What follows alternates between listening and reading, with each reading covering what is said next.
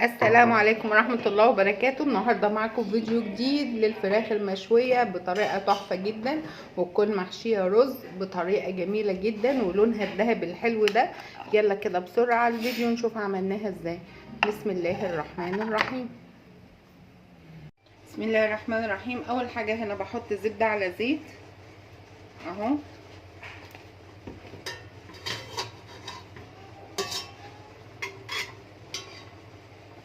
وبعد كده انزل بصلتين متوسطين اهم مفروم ناعم،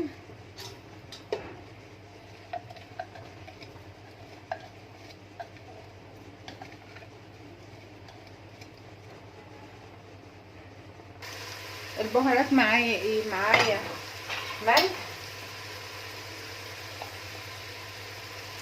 ملح،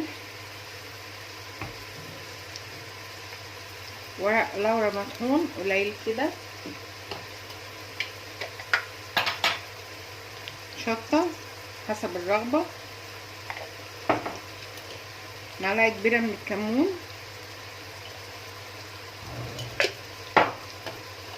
برضو معلقة كبيرة من الفلفل الاسود، واقلبهم كده كويس.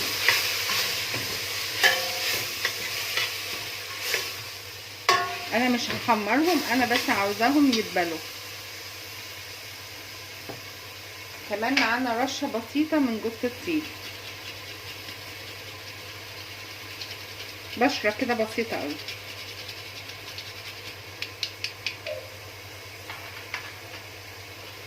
واقلب الخليط ده كويس بالشكل ده.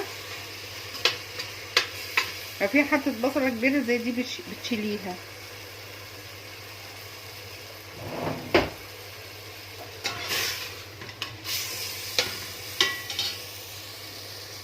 تقلبيه بالشكل ده. تكوني محضره بقى الرز حسب عدد افراد الاسره، مثلا يعني ممكن 3 كوبايات، غسلاه كويس ومصفياه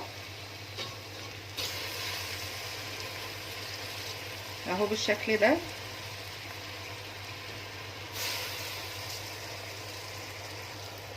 تقلبيه كويس لغايه لما الرز يسخن بالشكل ده.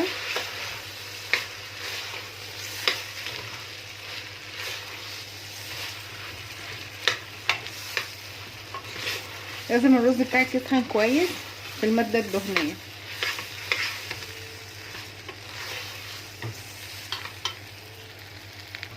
بعد ما الرز يسخن بالشكل ده بضيف عليه الميه المغليه،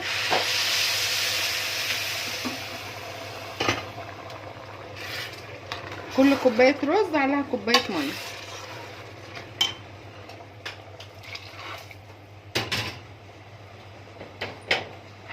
واسيبه بس لغايه لما يتشرب.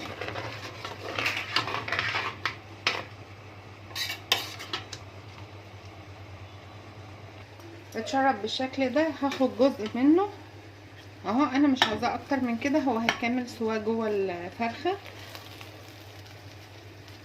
اهو. الحبه دول كده كفايه قوي. وباقي الرز ده، الحفره اللي انا اخدت منها دول شويه، دول هحط فيهم شويه من الزبيب يستوي فيه، يبقى طعمه حلو قوي.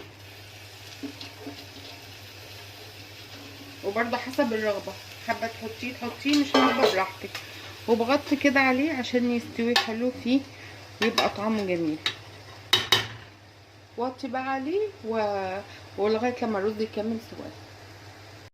اجي بقى الفرخه اكون غسلاها كويس قوي، واكون محضره ملح وفلفل اسود ومعلقه بس من العسل وليمونه.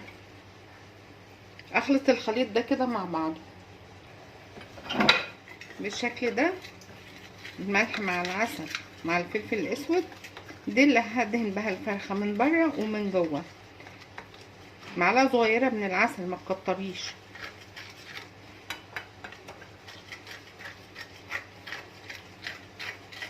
شايفين بالشكل ده. ابدا اتبلها. انا بحب اتبلها من تحت الجلد هنا، زي ما انا قلت لكم قبل كده. وانا بتبل البط بحط فيه الملح والفلفل من تحت الجلد اهو بالشكل ده.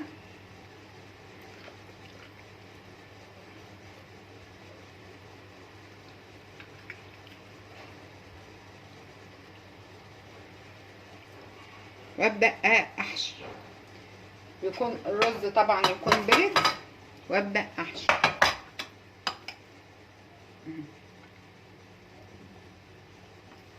املاها كلها من الحشو ده. طبعا بكون مقفله الفرخه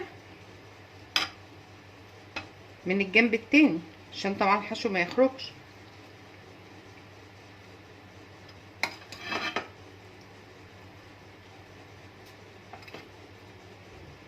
بالشكل ده. مش بعملها قوي، ممكن احط تحت الجلد كمان، بس بديها مساحه عشان الرز لسه هيكبر. عاوزه تحطي لها من تحت الجلد كده ممكن تحطي، عاوزه تكتفي بكده تكتفي بكده، عشان كده تبان اهو. يعني انا حشيت بس من جوه، عاوزه تكملي من بين الجلد هنا بيبقى تحفه برضو حسب الرغبه اهو. بيبقى الرز ده طعمه حلو قوي لان استوى مع الفرخه، بيبقى طعمه جميل. انا هحط اهو بس كميه قليله مش هحط كتير، وتوزعيه كده. طبعا لو الفرخه عندك صغيره بقى بيخليها ايه محترمه، حلو قوي، مناسب جدا للعزومات الوصفه دي. ابدا بقى اقفلها بخلة الاسنان بالشكل ده. شايفين سهله جدا. الجلد بتاع الفراخ ما بيبقى سميك، يعني مش بيضايقك ولا حاجه وانت بتقفليها.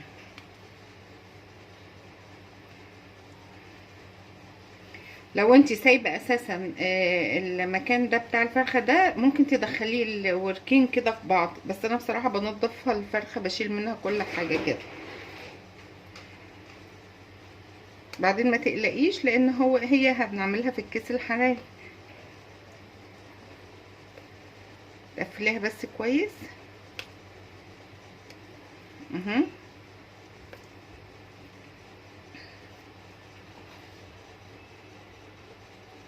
بعد ما قفلتها كويس بالشكل ده، بقيت الخليط ده بضيف عليه معلقتين بس زيت اهو، واقلبه تاني كويس قوي كده. وهو ده اللي انا هغطي بيه الفرخه في الكيس الحراري. اجيب كيس حراري كده واحطه في صاج او في صينيه. الفرخه اهي بعد ما قفلتها، انا بحط التتبيله كلها هنا علشان اضمن انها ما تخرجش منها حاجه بره.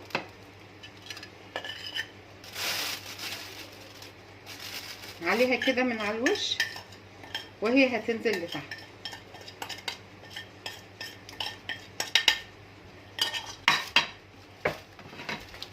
ادعكها كده فيها بس كويس قوي.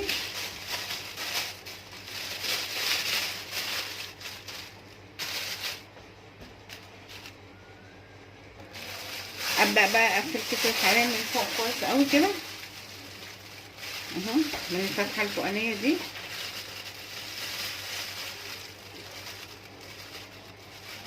واعمل لها بس فتحتين من فوق عشان تخرج الهواء، عشان ما يفرقعش في النار اهو. ادخلها بقى الفرن على فرن يكون سخن جدا، درجه حرارته 200، تاخد ساعه وتلاقيها اتحمرت وزي الفل. واكمل سوا الرز وارجع لكم تاني. اهي ما شاء الله اللهم بارك لما طلعت من الفرن. شايفين طبعا هو لسه سخنه، انتوا شايفين لونها.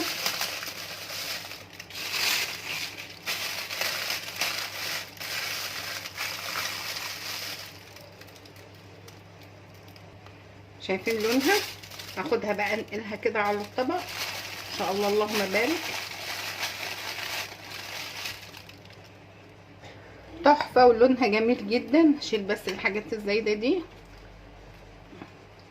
عاوزه اوريكم الرز. شايفين ما شاء الله اللهم بارك، مفلفل ولا معجن ولا اي حاجه. شايفين؟ وده الرز اللي انا بقيته اللي انا سويته اهو.